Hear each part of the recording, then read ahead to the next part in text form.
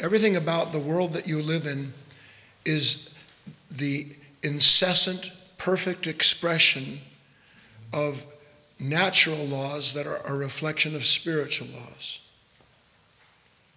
No natural law doesn't exist. No natural law exists that doesn't have its beginning in a higher set of laws. This means that you can witness around you at all times with people, with circumstances, the expression of these laws, and as you awaken to understand this constant and beautiful reflection, you yourself can be the recipient of the understanding of conditions that to someone else is just a gathering of people. But for you, it becomes a mirror, becomes an actual way in which you can understand these laws that act on you. In this instance, if you look carefully, you can see at any given time, over a period of a week or two or a month, you can see that things wax and wane. Your own interest waxes and wanes. You can see the number of students that attend talks wax and wane. You can see a complete movement. You can see your own wish to want to work. You can see the reluctance to it. You can see all of this. And what you need to understand is that what you see in this macrocosmic view in terms of people and places and circumstances, what you are seeing is the expression of laws.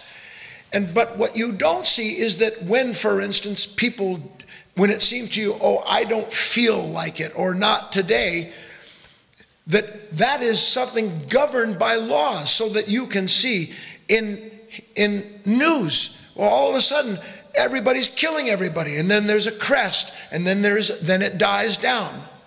You can see violence, you can see all these things appear in these waves. These are the expressions of laws. A human being thinks he's choosing. She's choosing, when in fact, he or she is not choosing what they think they're choosing. Rather, their actions are being chosen for them by the onset of laws that govern their decisions. And such a human being believes, I have will. Now, they have the will, as we talked about, on a rowboat. I can move from this side of the boat to the other. I can move from my sofa to my couch. Your work is the beginning of developing will. And you have no will as long as your life is chosen for you by the action of natural laws. Because what you call your will is the expression of these laws acting on you. The only way a man or a woman becomes free in the spiritual sense is that they move from being acted on by these laws, such as inertia, into a higher set of laws that includes inertia, but that isn't ruled by it.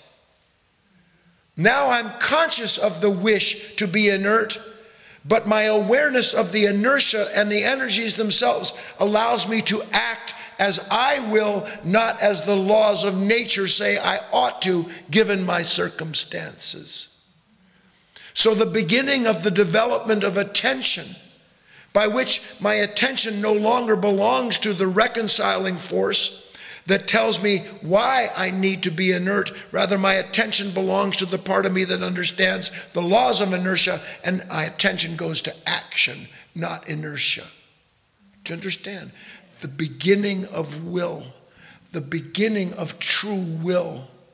And as you grow in that capacity to act, instead of being captured by these laws, you move into a greater world.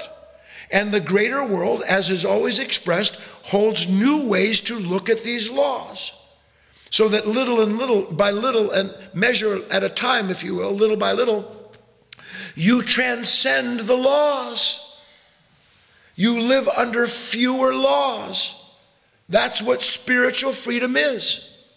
Spiritual captivity is living under more laws and justifying yourself through them. Do you understand? The beginning of will, the beginning of being able to choose based on higher knowledge instead of letting ignorance tell you what's wise in that moment for you.